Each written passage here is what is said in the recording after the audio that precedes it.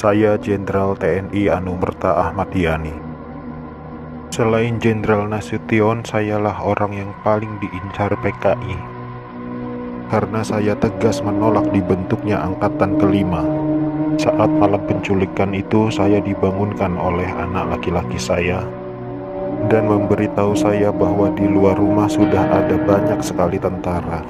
Setelah saya bertemu dengan mereka, saya diminta untuk menghadap ke istana.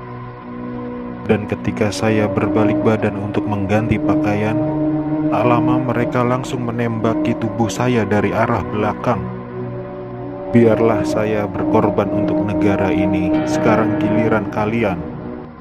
Dan jangan membiarkan paham komunis berkembang kembali di negara kita ini.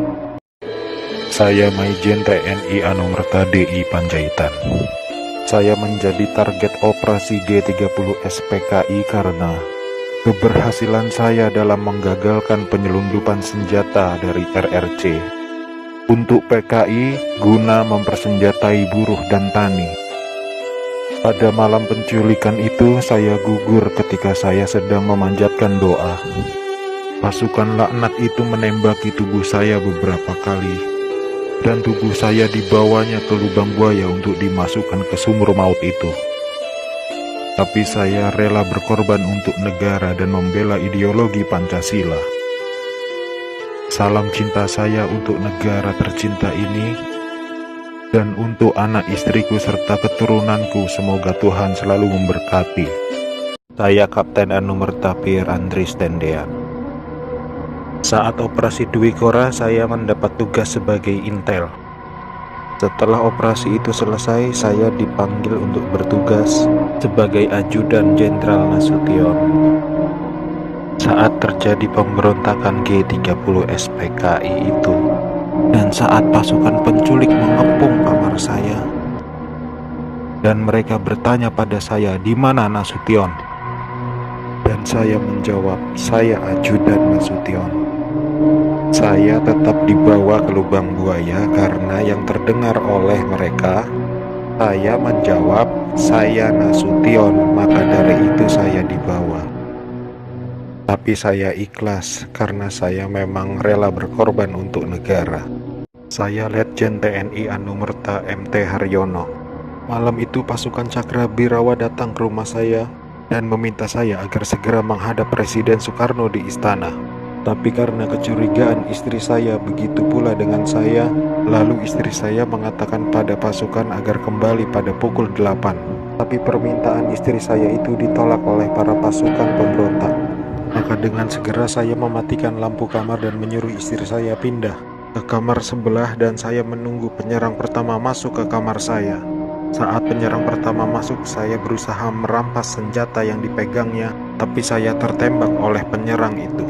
Lalu jasad saya diseretnya keluar melalui pekarangan rumah dan dimasukkan dalam truk yang sudah menunggu di luar rumah untuk dibawa ke lubang buaya dan dimasukkan ke sumur maut itu bersama rekan-rekan saya. Saya Letjen TNI Anumerta Siswondo Parman, salah satu korban G30 SPKI yang hidup pada saat saya dibawa ke lubang buaya malam itu. Setelah saya sampai di sana, saya mengalami penyiksaan, dipukul, ditembak di beberapa bagian tubuh saya tanpa ampun. Sama seperti halnya Jenderal Yani, saya menolak keras dibentuknya Angkatan Kelima oleh PKI itu. Juga karena saya menolak meneken adanya Dewan Jenderal. Karena itu semua fitnah kejam dari mereka-mereka itu. Saya Maijen TNI Anumerta R. Suprapto. Awal masa pendudukan Jepang, saya pernah dipenjarakan oleh tentara Dai Nippon ketika saya masih menjadi siswa Akademi Militer di Bandung. Setelah proklamasi, saya ikut berjuang melawan tentara Dai Nippon. Dalam operasi itulah saya berkali-kali selamat dari kepungan tentara Dai Nippon. Tapi ketika terjadi pemberontakan G30 SPKI itu, saya justru gugur di tangan bangsa saya sendiri karena fitnah keji yang dilancarkan komunis itu. Tapi biarlah itu menjadi penutup rangkaian perjuangan saya demi tegaknya NKRI dan ideologi Pancasila. Lanjutkan perjuangan kami dan jangan beri kesempatan untuk komunis berkembang kembali di negara tercinta ini. Saya Aibda Anumerta Karel Satsuit Tubun. Saya satu-satunya pahlawan revolusi dari kepolisian. Pada malam penculikan itu, saya sedang berjaga di rumah Bapak Johannes Laimena. Pasukan penculik itu mengira bahwa rumah Bapak Johannes Laimena adalah rumah Bapak Jenderal Nasution. Dan saat itu saya sedang bertugas jaga di rumah Bapak Johannes Laimena. Dengan brutalnya para pasukan itu langsung merangsek masuk ke rumah Bapak Johannes.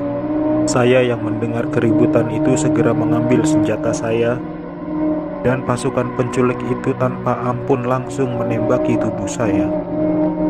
Harapan saya agar generasi penerus bangsa tetap memegang teguh ideologi Pancasila demi NKRI. Saya agen polisi Sukitman. Sayalah penemu lokasi sumur maut lubang buaya sekaligus memberi petunjuk kepada pasukan gabungan TNI saat mencari jenazah pahlawan revolusi itu. Karena pada saat malam penculikan itu saya juga dibawa ke lubang buaya oleh gerombolan pasukan penculik dan sempat ditahan di sana. Tapi saya dibiarkan hidup oleh pasukan pemberontak karena mungkin melihat pangkat saya yang masih rendah dan bukan ancaman untuk mereka.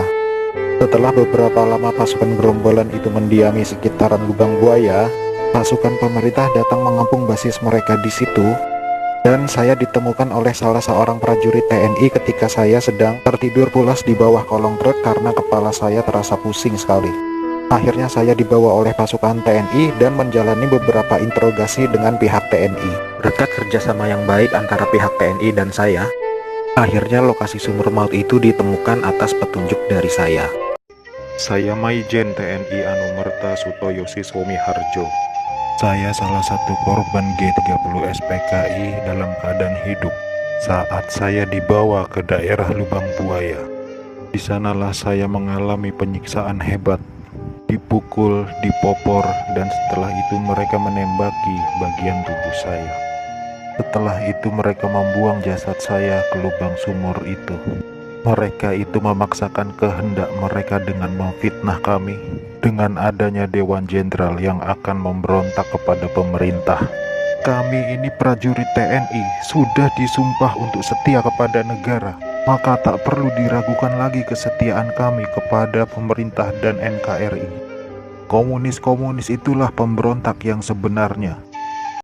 Ade mau cerita waktu malam penculikan itu. Waktu malam itu Ade lagi tidur sama papa mama. Terus tiba-tiba mama nutup pintu kamar karena ada tentara yang mau masuk. Terus tiba-tiba Dede udah digendong sama bibi. Dan Dede lihat mama nganterin papa ke arah belakang. Saat itu juga Ade ngedengar suara tembakan kenceng banget. Dan ternyata Ade kena tembakan dari senjata tentara itu. Ade waktu itu sempat bilang, "Ade salah apa, Pak?" Setelah kejadian itu, Ade sempat dirawat 5 hari di rumah sakit. Nyawa Ade diambil sama tentara-tentara yang datang ke rumah papa itu. Ade cuma berharap kejadian itu tidak terulang lagi.